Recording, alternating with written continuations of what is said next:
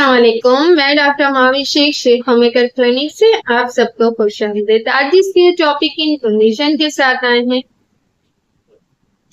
उस टॉपिक का नेम है एंडोमेट्रोसिस। जैसे कि लास्ट वीडियो में हमने एंडोमेट्राइटिस को डिस्क्राइब करा था, अब हम एंडोमेट्रोसिस की बात करेंगे कि अगर इसका फीमेल कोई पेशेंट आपके पास आती है तो कौन सी साइन ऑफ सिम्टम्स के साथ आएगी, वो इस वीडियो की इंफॉर्मेशन में हम जानेंगे। शेख हमी के चैनल को सब्सक्राइब नहीं करा तो सब्सक्राइब कीजिए, लाइक कीजिए, इन्फॉर्मेशन को शेयर कीजिए। जैसे कि हमने लास्ट वीडियो में बात करी थी, एंडोमेट्राइटिस में क्या होता है कि पेशेंट जब आपके पास फीमेल लेडी कोई आती है, यूट्राइन उसको इन्फेक्शन होता है, इन्फ्लेमेशन की कंडीशन होती है, डिस्चार्ज वगैरह होता है, स्वेलिंग होती है, लोअर एब्डोमेन में उनको पेन की कंप्लेन होती है और एक इन्फेक्शन का वो शिकार हो सकती है। उसमें उसका फीवर वगैरह की भी कैफियत होगी। इसी तरीके से अगर हम एंडोमेट्रोसिस की बात करते हैं तो इसकी फीमेल लेडी अगर आपके पास पेशेंट आएगी तो वो इन साइन ऑफ सिम्टम्स के साथ आएगी।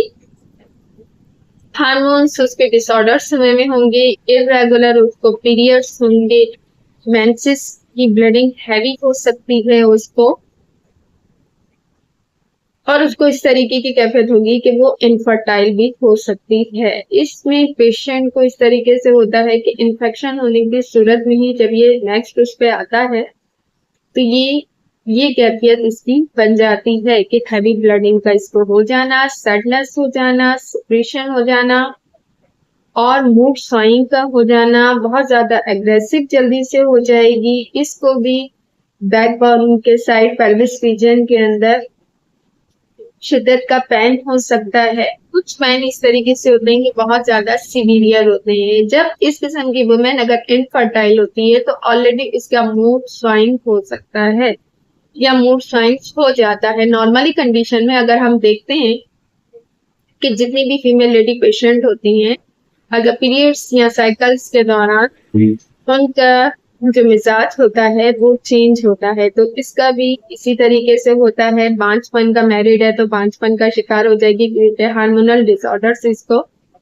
हो रहे होते हैं। उसी की वजह से इसको इन्फेक्शन जो हो रहा होता है तो इसमें इसका डिप्रेशन भी हो जाएगी, एंजाइटी का शिकार भी हो सकती है, स्टमक का भी कोई प्रॉब्लम हो सकता है।